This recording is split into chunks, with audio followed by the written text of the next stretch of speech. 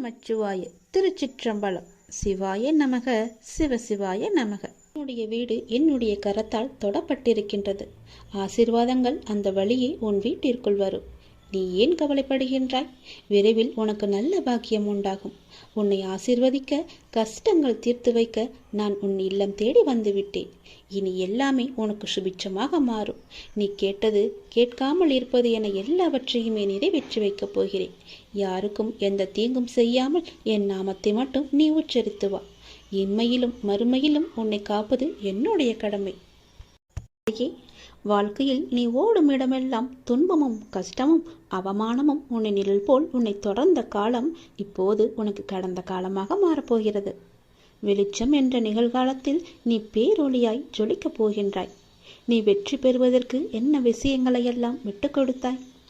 நீ சந்தித்த துன்பம், நம்பி உன்னை ஏமாற்றிய நபர்கள், சூழ்நிலை என அனைத்தும் உன்னை சூறாவளியாய் உன்னை சூழ்ந்த போதும் அதற்கு எதிராய் போராடி மேலோங்கி நின்றாய் அல்லவா? உன் மன தைரியம் எத்தகையது என்பது எனக்கு தெரியும். மற்றவரின் பேச்சுக்கள் உன்னை அம்பு போன்று காயப்படுத்தினாலும் எழுந்து நின்று நீ நிச்சயம் வெற்றிக்கு பெயர் கொண்ட ஆத்மா நீதான் என நிரூபித்து விட்டாய். உன்னை வளரவிடக்கூடாது என நினைத்தவர்கள் முன்னிலையில் நீ விருட்சமாக வளர்ந்து நிற்கப் போகின்றாய். அதற்கான தேடலில்தான் நான் உன்னை எனக்கு பார்க்க அனுமதித்தேன்.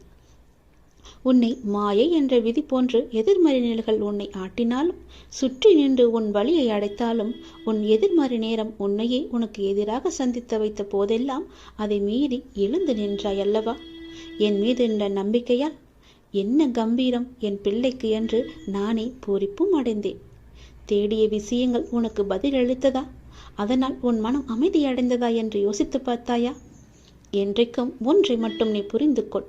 உன் சுழற்சியான எண்ணங்கள் தான் உன் நிம்மதி தொலைவதற்கான எதிரி. எதற்கும் நீ அஞ்சாதே. மனதளவில் நீ நொறுங்கி போயிருக்கின்றாய் என்பது உன் அப்பா எனக்கு தெரியும். நிச்சயம் உனக்கான விடியும் காலம் வரும். உன்னோடு நான் இருக்கின்றேன். அந்த விடியும் காலம் எப்போது என்று என்னிடம் கேட்காதே. அது எப்போது வேண்டுமானாலும் வரலாம், எந்த நேரத்திலும் வரலாம். அதனால் நீ எதற்கும் பயப்படாதே, கலங்காதே. உன்னில் நிச்சயம் நான் வெற்றி என்ற தீபத்தை ஏற்றி காமிக்கின்றேன். எப்போதும் உன் கூடவே இருந்து உன்னை நான் பார்த்து கொள்கின்றேன். உன்னுடைய வாழ்க்கை உயரும் நேரம், நன்மைகள் பல பெருகும் நேரம். இந்த மாதத்திற்குள் பல நன்மைகள் உனக்கு நடக்கப் போகிறது. உன்னுடைய வாழ்க்கை மேம்பட போகிறது. உன்னை தேடி பல வெகுமதிகள் வரப்போகிறது. எதற்காகவும் நீ கலங்காதே. நீண்ட நாட்களாகவே நீ என்னிடம் கேட்டுக்கொண்டிருக்கும் உன் பிரார்த்தனையை உன்னுடைய அப்பா உனக்காக நிறைவேற்றி கொடுக்கப் போகின்றேன். உன்னுடைய துன்பங்களிலிருந்து எல்லாம் உன்னை காப்பாற்றப் போகின்றேன். நீ கேட்ட வரத்தை கூடிய விரைவில் உனக்கு தந்து உன் வாழ்க்கையை நான் சிறப்பானதாக மாற்றப் போகின்றேன். நீ நினைத்தது நிச்சயமாகவே நடக்கப் போகிறது. அது உனக்கு நடந்தே தீரும். உன்னுடைய மனக்கவலையின்றி இன்று தீபம் ஏற்று. எனக்காக ஒரே ஒரு தீபம் உன்னுடைய வீட்டில் ஏற்றிவை. என்னை நினைத்து ஓம் என்று சொல். எல்லாவற்றையும் நான் பார்த்து கொள்கிறேன். உனக்கு நல்வழியை நான் காட்டுகிறேன். காலை எழுந்ததும் என்ன வாக்கு வருகிறது என்று பார்க்க வேண்டும்.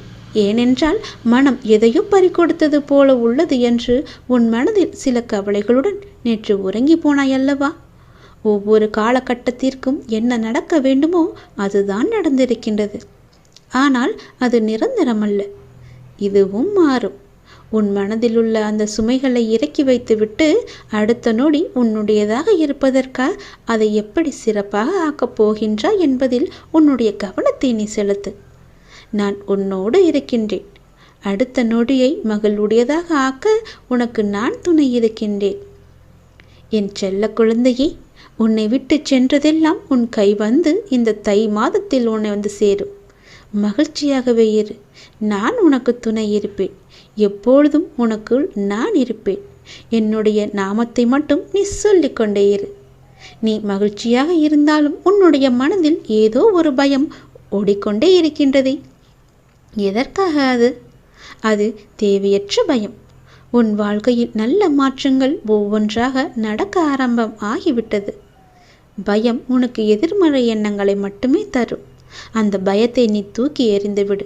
உன்னுடைய மனதை நீ எப்பொழுதும் நேர்மறையாய் மட்டுமே வைத்துக்கொள். அதில் எதிர்மறையை உட்புகுத்தி விடாதே. அதை தடுத்து நிறுத்த வேண்டிய பொறுப்பு உனக்குள் தான் இருக்கிறது. அதை நீ மட்டுமே செய்ய முடியும். நீ நினைத்தால் கண்டிப்பாகவே முடியும். அந்த எதிர்மறை எண்ணங்கள் உன் செயல்பாட்டை எல்லாம் தடுத்து உன்னை தோல்வியில் சென்று அடைய வைத்துவிடும். முதலில் அந்த பயத்தை விடு. நல்லதை நினை. உனக்கு நன்மைகள் மேலும் மேலும் பெருகி கொண்டே இருக்கும். உன்னுடைய வாழ்க்கை உயரும் நேரம் இது. நீ வாழ்வை எப்போது குறை சொல்லாமல் ஏற்றுக்கொண்டாயோ, வினையை எப்போது நீ புரிந்து கொண்டாயோ, அப்போதே பல மாறுதல்கள் எல்லாம் உன்னுடைய வாழ்வில் நடக்க ஆரம்பித்து விட்டன. நீ விரும்பியபடி நடந்தால்தான் மகிழ்ச்சி இருக்கும் என்று நினைத்தாய். ஆனால் இப்போது உனக்கு அமைந்த வாழ்விலே நீ அனைத்து மகிழ்ச்சியையும் காண இருக்கின்றாய். இடமாற்றம், வேலை மாற்றம் என நீ எதிர்பார்த்த பல மாற்றங்கள் நிகழப்போகிறது. நீண்ட நாட்களாகவே நீ என்னிடம் கேட்ட ஒரு வேண்டுதலும் இந்த மாதத்தில் நிறைவேறப் போகிறது. மகிழ்ச்சியாக, சந்தோஷமாகவே அதை அனுபவிக்கப் போகின்றாய். உன்னுடைய வாழ்க்கையானது கொஞ்சம் கொஞ்சமாக மேம்பட்டு உயர்ந்த நிலைக்கு வரப்போகின்றது. உன்னுடைய வாழ்க்கையின் தரம் உயரும் நேரத்தை நீ நெருங்கிவிட்டாய் அல்லவா? அதனால் பல நன்மைகள் உன்னை வந்து சேரப்போகிறது.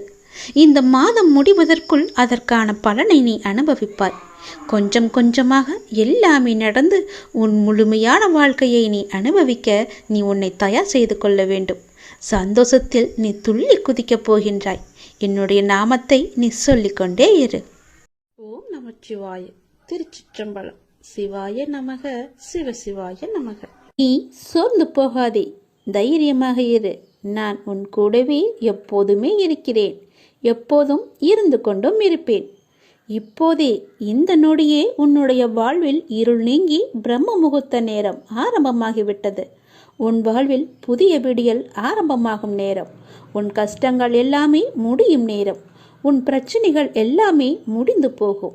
எல்லா துன்பங்களும் விலகி புத்துணர்வோடு நீ இருக்கப் போகிறாய். அதற்காகத்தான் நான் இந்த ஒளி விளக்கை நான் உனக்கு தரப்போகிறேன். யார் முன்னிலையிலும் உன்னை யார் முன்னிலையிலும் தாழ்ந்து போக விட மாட்டேன். உன்னை நான் வெகு விரைவிலேயே வெற்றி கிரீடத்தால் அலங்கரிக்கப் போகிறேன். உன்னுடைய வீட்டில் எனக்காக ஒரு விளக்கு வாங்கி ஏற்று. ஒளி விளக்காக நான் வந்து அங்கு இருக்கிறேன். உனக்கு ஒரு ஒளி விளக்கை நானே தருகிறேன். அந்த ஒளிச்சுடரின் மூலம் உன் வீடு பிரகாசமாக இருக்கும்.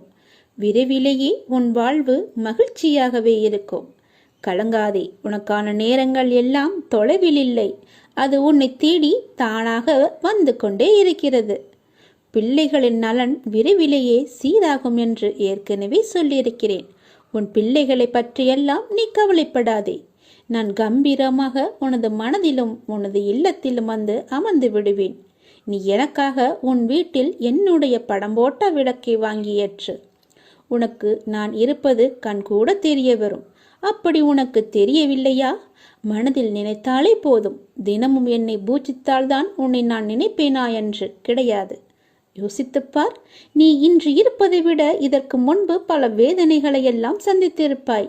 பலவிதமான மனக்கசப்புகளை எல்லாம் அனுபவித்திருப்பாய். உறவுகளுக்கெல்லாம் சண்டை சச்சரவுகளுடன் இருந்திருப்பாய். ஆசையாசையாய் வாங்கியது எல்லாமே உன்னை கைவிட்டு போயிருக்கும். போன நிம்மதியை எல்லாமே இழந்திருப்பாய் நீ. ஏன், தினசரி வாழ்க்கை நடத்துவதற்கு கூட நீ பட்ட கஷ்டங்கள் எவ்வளவு என்று எல்லாமே எனக்கு தெரியும். நீதான் அதை மறந்துவிட்டாய். அப்படி பல கஷ்டங்களுக்கு இடையே உன்னை மீட்டு அழைத்து வந்தது யார் என்று நினைக்கிறாய்? நான் தானே. அப்படி இருக்கும்போது நீ எதற்காக என்னை மறந்தாய்? நான் எங்கும் போகவில்லை. அனைத்துமே நான் அறிவேன்.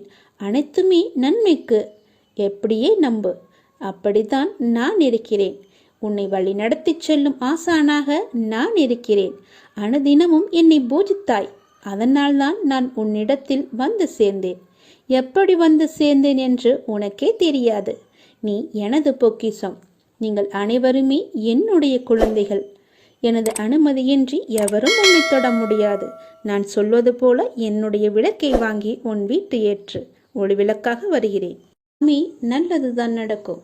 எப்போது நம் நாவிலிருந்து புறப்படும் வார்த்தைகள் நேர்மறையாக அடுத்தவர் மனதை புண்படுத்தாத போது எல்லாமே நல்லதாகவே நடக்கும். நம்முடைய நாக்குக்கு அப்படி ஒரு சக்தி இருக்கிறது. நம் நாக்கு வன்மையானது.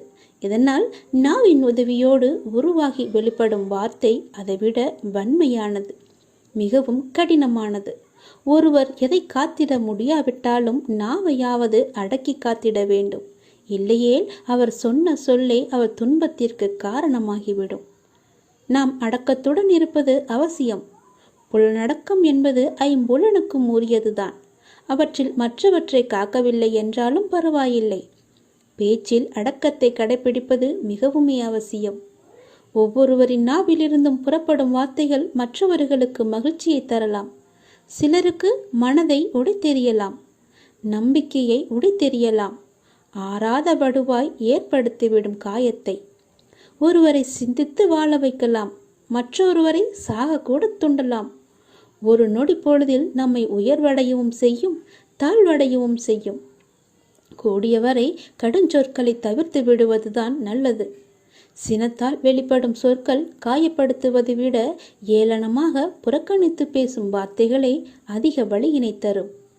திருவள்ளுவரே சொல்கிறார், தீயினார் சுட்ட புண் உள்ளாரும் ஆறாதே, நாவினால் சுட்டவடு என்று. தீயினால் சுட்ட புண்ணானது ஆறிவிடக்கூடியது, அதன் தழும்பு கூட மறைந்துவிடக்கூடும். ஆனால் ஒருவரை நாம் கோபத்தால், வெறுப்பால், புறக்கணிப்பால் அல்லது அகந்தையால், நாவடக்கமின்றி பேசுவதால் அவர்கள் மனத்தில் உண்டாகும் காயம் என்பது ஆறவே ஆறாது. இதனை வலியுறுத்தவே யாகாவாராயினும் நாகக்க என்றும் கூறுகிறார் அவர். ஒவ்வொருவரிடமும் ஒரு நல்ல குணம், ஒரு திறமை மறைந்து கிடக்கிறது. அதை பாராட்டி ஊக்குவிக்க வேண்டும். ஒருவரை புண்படுத்துவது, பூவால் வருடுதுவது இரண்டையுமே செய்யும் வல்லமை படைத்தது நம்முடைய நாக்கு. ஒருவர் கூறும் நல்ல இனிமையான சொல் விரக்தியின் விளிம்பில் இருப்பவனை கூட மலர்ச்சி அடைய செய்கிறது. ஒருவர் வீசும் கடும் சொல்லோ நல்ல மனநிலையில் இருப்பவரை கூட வேதனைப்பட வைக்கிறது. இனிய கனியை தேர்ந்தெடுப்பதா, புளிக்கும் காயை தேர்ந்தெடுப்பதா? இரண்டும் நம் கையில் தான் இருக்கிறதா? அல்ல, நம்முடைய நாவில்தான் இருக்கிறது. தயவு செய்து மன்னிக்கவும், நன்றி இவற்றையெல்லாம் தாராளமாகவே நாம் பேசும்போது இடையிடையே பயன்படுத்தலாம். அப்படிதான் பேச்சினுடையே பயன்படுத்த வேண்டும். நாம் பேசும் ஒவ்வொரு வார்த்தைக்கும் வலிமை உண்டு. அத்தகைய ஆற்றலும் சக்தியும் வாய்ந்த பேச்சு நம்மிடமிருந்து வெளிப்பட வேண்டும். நமது பேச்சு பிறரை மகிழ்ச்சியுறுவதாகவும் எவ்வகையிலும் பிறரை காயப்படுத்துவதாகவும் அமைய வேண்டும். ஒருவரிடம் பேசும்பொழுது சூழ்நிலைக்கு ஏற்ற வகையில் சிந்தித்து சுயமாக பேச வேண்டும். வாக்கினிலே எளிமை சேர்ந்தால் வாழ்வினிலும் இனிமையே கூடும். பொறுமையை விட மேலான தவமும் இல்லை என்றார்கள். ஏனென்றால் நாம் பேசும்போது பொறுமையாக நிதானித்து பேச வேண்டும். எடுத்த எடுப்பிலேயே பேசிவிட்டு பிறகு போய் துன்பப்படக்கூடாது. பிறகு போய் யோசித்து எந்த ஒரு பிரயோஜனமும் இல்லை. திருப்தியை விட மேலான இன்பமும் இல்லை. இரக்கத்தை விட உயர்ந்த ஒரு அறமும் இல்லை. யாரிடமும் நாம் இரக்கத்தை காட்டினால் நல்ல ஒரு வாழ்வு நமக்கு கிடைக்கும். மன்னித்தலை விட ஆற்றல் மிக்க ஒரு ஆயுதமே கிடையாது. என்னதான் தவறு செய்திருந்தாலும் மன்னித்து பாருங்கள். அதைவிட பெரிய ஒரு தண்டனையை நம்மால் அவர்களுக்கு கொடுக்க முடியாது. மன்னித்தலே அவர்களுக்கு பெரிய தண்டனை. தோல்விகள் பல சூழ்ந்தாலும் இருளை விளக்கும் கதிரவன் போல அதனை நீக்கி அடுத்தடுத்த வெற்றிப்படிகளில் நீங்கள் காலெடுத்து வைக்க வேண்டும். முடியும் வரை வல்ல, உங்கள் இலக்கினை நீங்கள் அடையும் வரை, உங்களுடைய செயல்கள் முடியும் வரை, என்னால் இது முடியும், இப்போதே முடியும் என்ற எண்ணத்தோடு நீங்கள் செயல்பட வேண்டும். நீங்கள் எடுக்கும் முயற்சியை பொறுத்துதான் வெற்றி உங்கள் அருகில் இருக்கிறதா, தூரத்தில் இருக்கிறதா என்று தெரியும். நீங்கள் முயற்சி செய்து பாருங்கள். உங்கள் விடியல் நாளையே கூட விடியலாம். நீங்கள் எடுக்கும் முயற்சி தாமதமானால் உங்களுடைய வெற்றியும் தாமதமாகும். நல்ல விடியல் உங்கள் வாழ்விலும் விடியட்டும். முகமலர்ச்சியோடு, நம்பிக்கையோடு நன்றாக இந்த நாளை துவங்குங்கள்.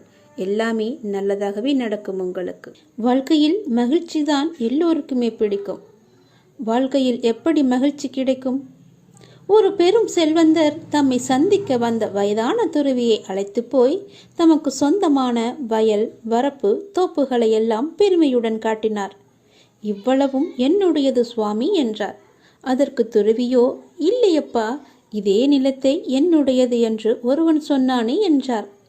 யார் அவன், எப்போது சொன்னான் என்று செல்வந்தன் கோபமாக சீறினான். 50 வருடத்திற்கு முன் என்றார் துறவி. அதற்கு அந்த செல்வந்தன், அது என்னுடைய தாத்தா என்றார்.